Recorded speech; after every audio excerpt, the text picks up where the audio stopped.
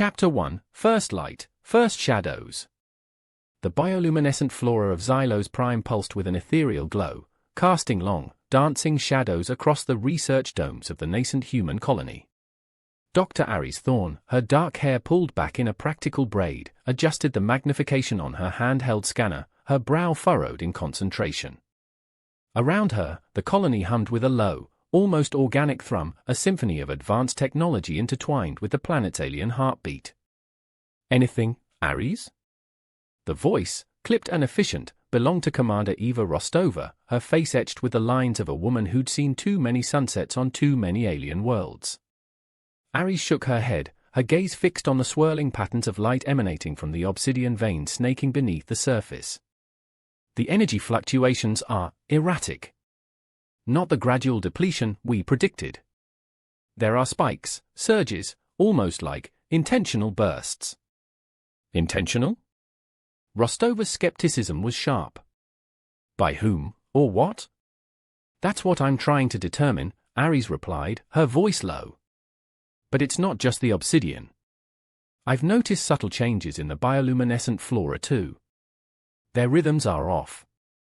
A young researcher, Jax, piped up from behind, his voice full of youthful enthusiasm bordering on recklessness.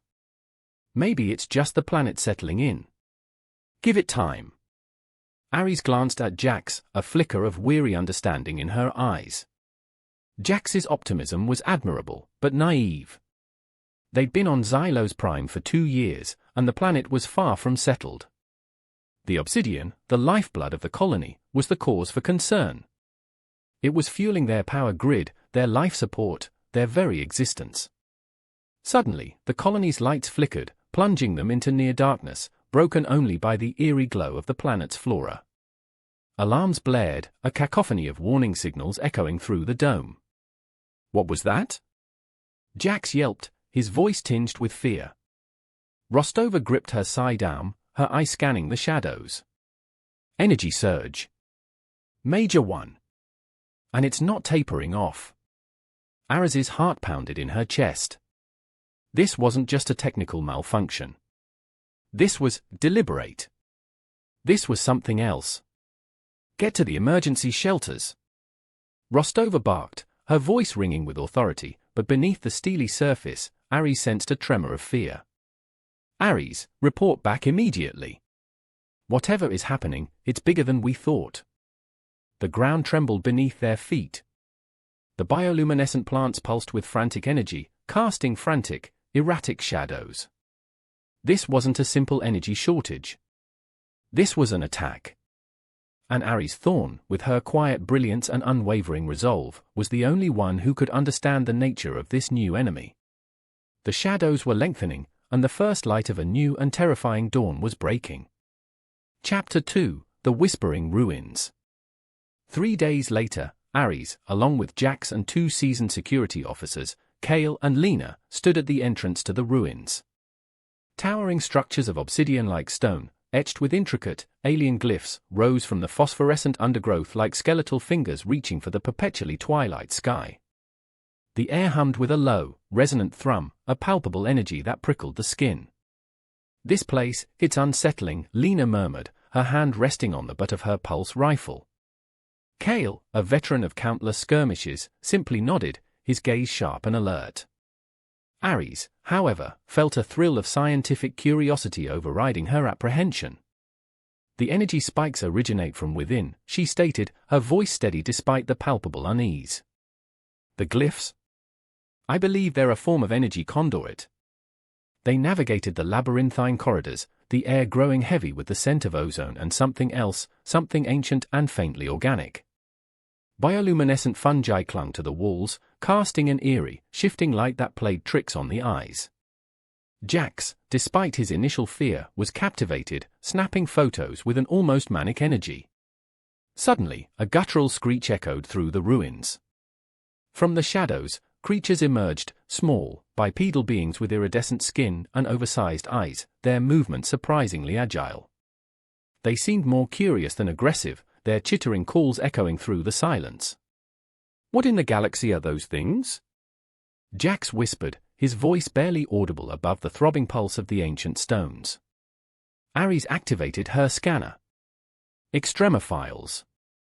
Adapted to the high levels of obsidian energy. Fascinating. Her voice held a note of wonder, even in the face of the unknown. They continued deeper, their scanners constantly beeping, registering the escalating energy levels. They reached a vast chamber, its walls covered in colossal crystalline formations, pulsing with an intense, almost blinding light. At the center, a colossal, crystalline structure throbbed with raw energy. As they approached, a shadowy tendril, a swirling vortex of darkness and energy, snaked out from the central structure. It was immense, vaguely amorphous, and undeniably sentient. A low growl, a sound that seemed to resonate within their very bones, shook the chamber. "That's it," Ares whispered, a mixture of awe and terror in her voice. The shroud. Before anyone could react, the shadowy tendril lashed out, striking Kale with a blast of pure energy that sent him flying. Lena fired, but her blast seemed to dissipate harmlessly against the amorphous entity. Jack screamed, paralyzed with fear. Ares, driven by adrenaline and a fierce determination to survive, grabbed Jax and dragged him towards the exit, escaping the chamber just as the central crystal exploded in a blinding flash of light. They fled, leaving Kale behind, the eerie whispers of the ruins echoing in their ears. The escape was a harrowing race against time and a chilling encounter with the true nature of the alien force they faced. The expedition had yielded crucial data, but at a terrible cost. Chapter 3, The Shroud Revealed. The colony medical bay hummed with a low, sterile thrum. Kale, bruised but alive, lay in a medically induced sleep, his body slowly recovering from the energy blast. The atmosphere in the main research dome, however, was anything but sterile. Tension crackled in the air like static electricity. Ares, her face etched with exhaustion and grim determination, presented her findings to a hastily assembled council. On a holographic display, the shadowy tendril from the ruins writhed, its form shifting and reforming, a terrifying dance of pure energy. This is not a natural phenomenon," Ares stated, her voice tight with urgency. "This is a sentient energy being. I'm calling it the Shroud." Rostova, her expression grim, leaned forward. "And what does it want?" "I believe it considers our presence a threat," Ares replied, her gaze intense. "The energy spikes, they weren't random. They were attacks, defensive measures. The Shroud is protecting something, or itself." A heated debate erupted. Jax, still shaken from his near-death experience, argued for immediate evacuation. Others, driven by the colony's desperate need for obsidian, insisted on continuing the energy extraction. The political pressure from Earth added another layer of complexity. Earth demands a continued supply of obsidian, a council member, Theron, stated bluntly. "They're ignoring our warnings. They see only the resource, not the danger." Ares slammed her fist on the table, the holographic projection shimmering. "Ignoring the danger is suicidal. The Shroud is powerful, far beyond anything we've encountered. We're not just facing a resource shortage, we're facing extinction." Unexpectedly, a message arrived from Earth, overriding the Council's discussion. A high-ranking official, a cold, unyielding voice, barked orders to increase obsidian extraction immediately, dismissing Ares's warnings as the overreactions of a hysterical scientist. Ares felt a surge of icy fury.